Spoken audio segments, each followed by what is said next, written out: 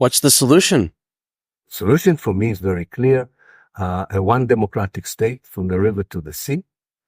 The main element that can really build the future for everyone is of equality.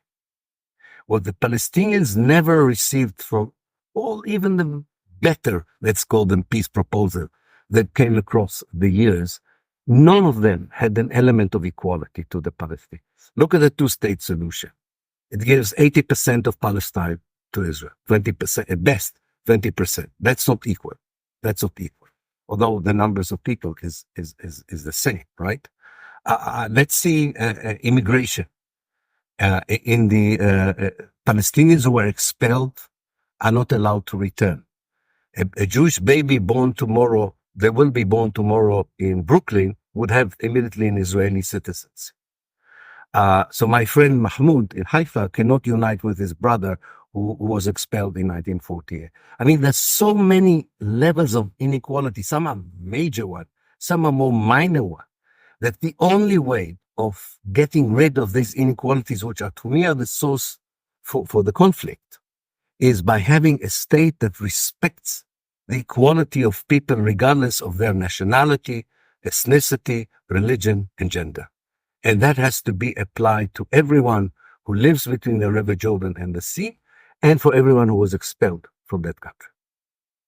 If there was a one-state solution and the majority of that state, call it Israel-Palestine, if the majority of the people in that state were not Jewish, do you think that Jews would be treated justly? I do think so. I do hope so.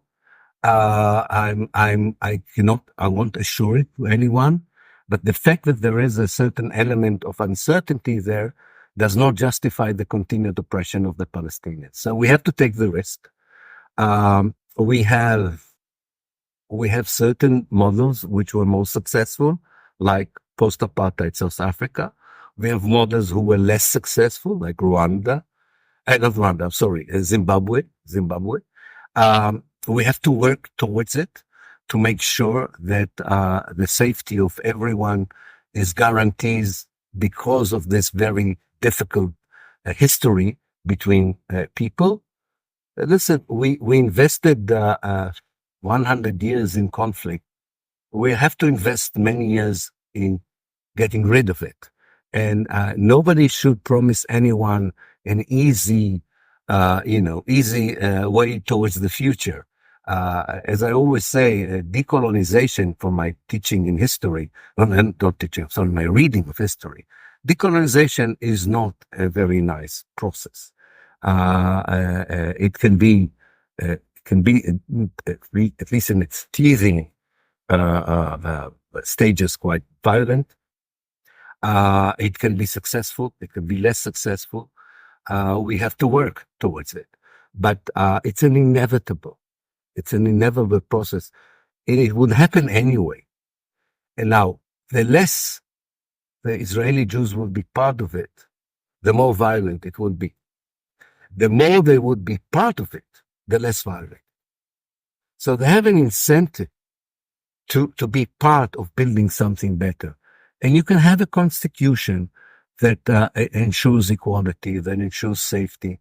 Again, I'm not going to be naive and say, I promise you, all of you, that this will work. And maybe, in a one democratic state that is not an apartheid state, where the Jews don't have privileges, maybe some Jews, like some whites in South Africa, will not sleep and would leave.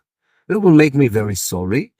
But this, again, is not a reason not to attempt such a political structure, which, from my mind, is the only one that would benefit not only the people of Palestine and the Jews, but I think the area as a whole.